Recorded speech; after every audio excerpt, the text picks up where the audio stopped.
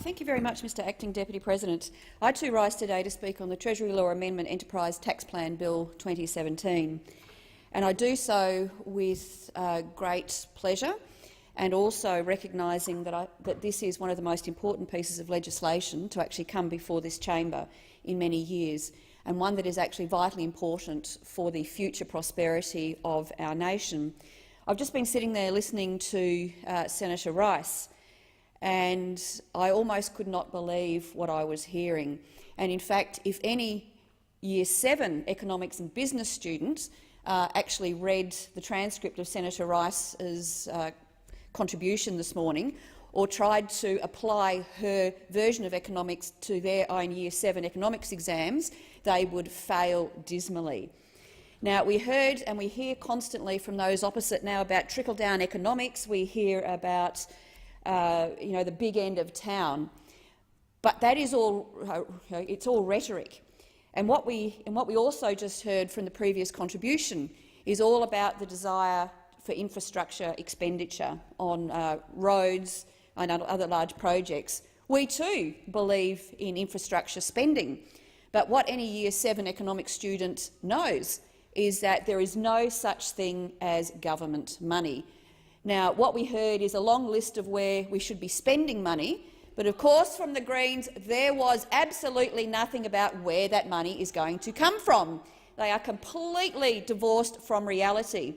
As the great Margaret Thatcher said and reminded us, that there is no such thing as government money. That money is taxpayers' money. It comes out of the pockets of hard-working Australians and Australian companies who actually employ those Australians. Now, this measure, which I am very proud of, is a pillar of the Coalition's economic plan to ensure that Australia remains competitive, as nations all over the world realise a lower corporate tax rate is the key to economic growth and creation. So let's have a look at the facts here in Australia so far. Let's get beyond the rhetoric of trickle-down economics, which I actually don't think they actually understand the concepts of that they're spruiking. But let's have a look at this. We do live in a global economy. There is no fortress Australia. Our economy, our future wealth generation in terms of jobs and all of the money that the Greens want to spend on infrastructure projects has to come from somewhere, and it will not be generated solely internally within Australia. So we do have to be competitive. Now, the government has already passed legislation that backs small business by reducing their tax rate from 30% to 27.5%. starting with businesses with a turnover of less than $10 million on the 1st of July last year. In total, the legislative changes to date will support 3.2 million businesses with a turnover of up to $50 million that actually employ. It is these small businesses that employ 6.7 million Australians, hard-working Australians. This is hardly what they sort of refer to as the big end of town. 6.7 million Australians employed by small business, and small business is now employing more Australians because they are more competitive with a more competitive tax rate. So let's just have a look at the facts. Again, forget the sort of rhetoric about the politics of division and envy and everybody's worse off. So let's have a look at the impact of the policies that this government has implemented for small businesses and what that has had a result of. So let's have a look at the facts. The fact is that we have now had 16 consecutive months of job growth, the longest period of job growth in our history. 16 consecutive months of job growth. Those opposite should be dancing in the streets that we have now created. 971,500 new jobs have been created. Not old jobs, new jobs have been created, an increase of 8.5%. Total employment is now at a record high because we are entering into free trade agreements so that we can export more, we can employ more, and we get more money for those projects so loved by the Greens, because the money has to come from somewhere. And so what have we created through these policies of actually allowing business to do business here and overseas and to be more competitive? On average, 1,100 new Australian jobs are being created every single day. So again, what do we hear from those opposite? Not congratulations, we are creating today 1,100 Australians have got jobs, most of them full-time jobs, and you should be shouting from the rooftops that the majority of those jobs are for women and in terms of increasing women's participation in the workforce. So it is very clear that our economic policies are driving confidence and investment. And the key to stronger wage growth are policies that both grow the economy and strengthen our labour market, again by making our companies more competitive. By signing up to the Trans-Pacific Partnership, that will lead to an additional significant job growth in Australia. We've seen that already with the free trade agreements that have been signed by this government. It means an additional 1,100 new jobs every day, 16 consecutive months of jobs growth, and not a word from those opposite. Now let's have a look at what is happening overseas, because as I've said, we live on an island, but we do not generate the wealth here. We have to trade with other nations. We have to make sure that our companies, big and small, are competitive and have access to overseas markets so that we can create jobs. At the moment, we're creating over 1,100 jobs a day, and measures like the TPP will make sure, and this tax cut now will make sure that companies can employ more. So hopefully we'll get 1,200, 1,300 new jobs a day as a result of these increasing measures. But let's have a look. Let's have a look at what our competitors overseas are doing. In recent years, a large number of our international competitors, so companies that reside in Canada, Singapore, the United Kingdom, New Zealand, Norway, Israel, Japan and France, have all reduced their company taxes. Why? Because they know they need to be competitive in the international market to stimulate jobs and businesses and income to pay for domestic services. So in December last year, the United States slashed business tax from 35% to 21%. 21%. A measure that is clearly, demonstrably, yielding results in the United States in terms of jobs growth. Now, if Australia's rate was to remain at 30%, Australia will then have one of the highest company taxation rates in the OECD, making it all the much harder for Australian companies to compete in fiercely competitive global markets. So having the free trade agreements is very important, but we also have to make it competitive in terms of tax rates so our companies can compete, win business, sell goods and services and employ more Australians and pay higher wages. Now, those opposite who traditionally supported meaningful and bipartisan tax reform have abandoned all economic reason for the philosophical beliefs that somehow continuing to have one of the highest corporation tax rates in the world and in the OECD will somehow magically make us a more prosperous nation to pay for all of those services that the Greens were saying will actually fix the problem. Well, they won't. We need lower company tax rates to increase our economy, to pay for those very services. The IMF's World Economic Outlook, released last year, warned that the US corporations tax cut plan will cut Australia's GDP by 1%, and that means jobs and also lower wages. So this is the IMF themselves saying that the US corporation tax cut will cut Australia's GDP by 1% and threaten the sustainability of Australia's tax system unless Australia responds. This is consistent with Australian Treasury analysis, and it is also consistent with any student who studied Year 7 or Year 8 economics. That is the way international economy works. So we as a nation must recognise that the international tax scene has changed, and we are not immune from it. The case for an Australian response is overwhelming. The government's enterprise tax plan is a sound and a sensible response to changing global economic circumstances. Treasury themselves have said that the adverse impacts on Australia of US tax reform could in effect be offset by the implementation of the government's enterprise tax plan. Now, Australia benefits from our openness in investment, which allows us to build on our resources, employ more hard-working Australians and trade our goods and services on a global market.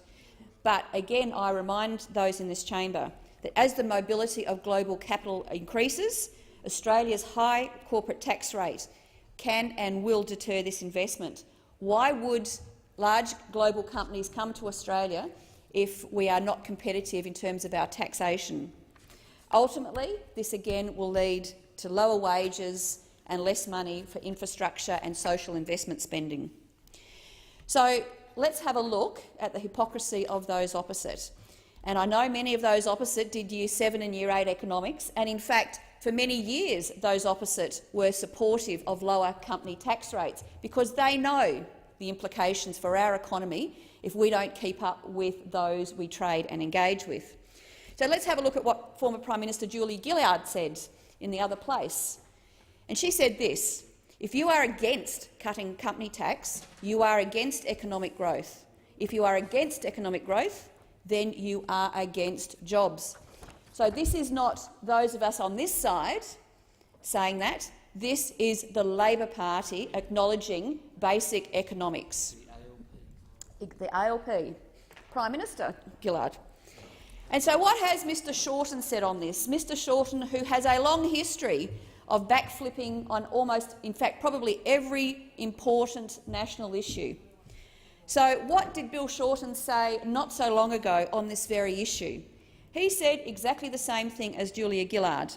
He said this: the government's tax reform agenda has a strong focus on ensuring that Australia remains competitive and an attractive place to invest. Cutting the company tax rate is an important step along this road. I'll say that again. Bill Shorten himself said cutting the company tax rate is an important step along this road, because this will recognise the benefit to investment and growth from lower company tax and a trend towards lower tax rates across the OECD over the past 30 years. Now, I said at the beginning of this that I believe this is one of the most important, if not the most important, piece of legislation for our economic future in this country. And given that Bill Shorten clearly understood not so long ago the importance of cutting tax rates here, the importance for our economy and for jobs, he is doing little more than sabotaging this country's economic future. And it is very consistent now with his pre-budget and his pre-election positioning on his messaging. And sadly for this country, it is a message of division and envy, and not of recognising that this government has created almost 1 million new jobs, 16 months of unbroken growth in jobs. And all I can say is shame on the Labor Party for doing this on this issue, because we do need to compete globally. We do need to keep foreign investment coming in. We do need new business opportunities. And as Bill Shorten said, in fact, I'll remind you of what Julia Gillard said, because it is very, very wise. If you are against cutting company tax, you are against economic growth. And if you are against economic growth, you are against jobs. We know, as those opposite actually know, a more competitive business tax environment will encourage higher levels of investment in Australia, both for small and large businesses. And we've seen the effect that the company tax rate for smaller businesses has had on their growth and also their employment rates. So, despite the fact that Labor very clearly understands that lower taxes is unequivocally good for our economy and jobs, what is their approach?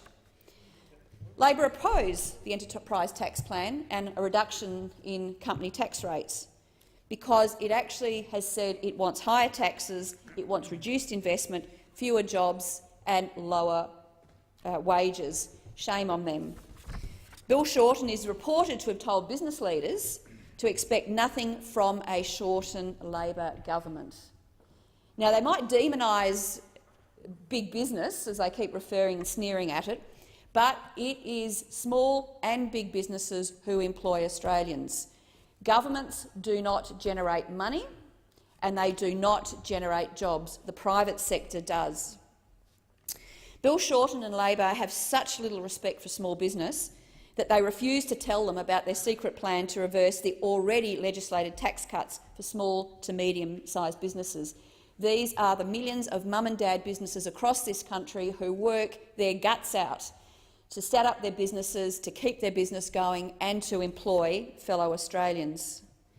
Now, as we've seen from these quotes and quotes from some of my other colleagues who've talked on this already, Labor know that company tax will boost jobs, it will lift wages and it will lift investment, because they used to support these very policies, as we've heard. And in Shadow Treasurer Chris Bowen's own words, it is a Labor thing to have the ambition of reducing company tax because it promotes investment, creates jobs and drives growth. That is the Shadow Treasurer.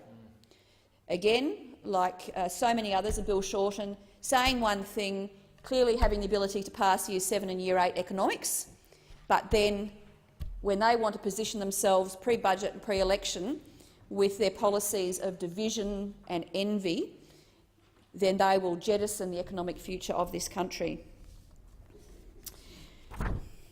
Canadian tax expert Jack Mintz has pointed out that it is a myth that company taxes are paid by the rich and the powerful. Mintz has said repeated studies show that at least 2/3 of company tax is shifted onto Labor through higher consumption prices, wage cuts and also layoffs of staff. We know that is true because we have seen it here in Australia, and we know the converse is true because we have seen now with small business tax cuts and other support for small business, they are growing and they are employing more Australians at record rates. And in a similar vein, our own Treasury has pointed out that while company tax is paid by companies, the burden is passed on to shareholders, consumers and employees. The Tax Foundation in the United States found that for every $1 rise in state and local corporate tax collections, real wages fell by had fallen by $2.5 5 years later.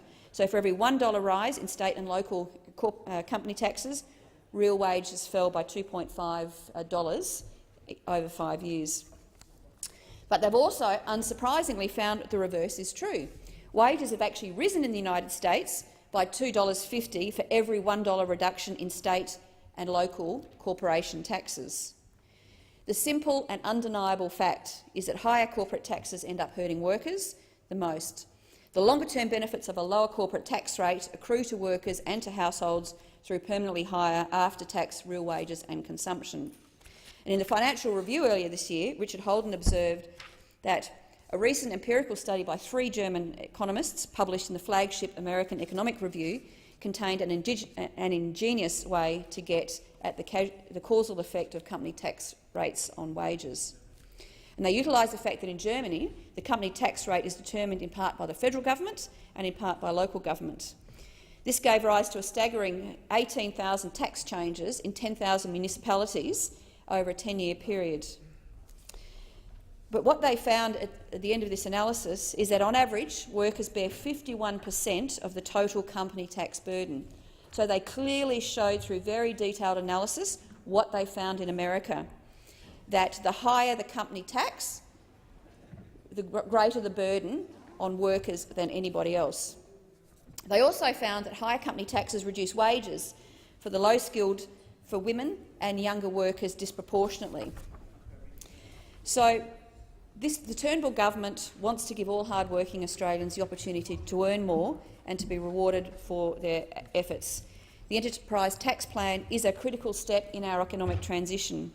And as we look to encourage private investment across the economy to generate broader-based economic growth, this legislation, as I said at the beginning, is one of the most important pieces of legislation to come before this chamber. And no matter the fact that the Greens clearly have failed in their Year 7 and Year 8 economics, obviously thinking that national wealth is found at the bottom of a garden through sprinkling of fairy dust, we have to go out and businesses have to earn money. And this has demonstrated to work for small businesses in this country, just as it will work for larger businesses in this country. And I would conclude by saying, shame on you and those opposite. You know, every single one of you who stand up and now speak against this bill know that this is important for this nation. You are on the record, your Shadow Treasurer, your leader, are repeatedly on the record saying that lower company tax is critically important to jobs growth and to the future prosperity of our nation. So it is not too late, and I commend those on the crossbench who have taken this issue seriously and who do understand the importance of this for our future. It's not too late for Labor to change their mind and do the right thing, but I'm certain they won't. Thank you.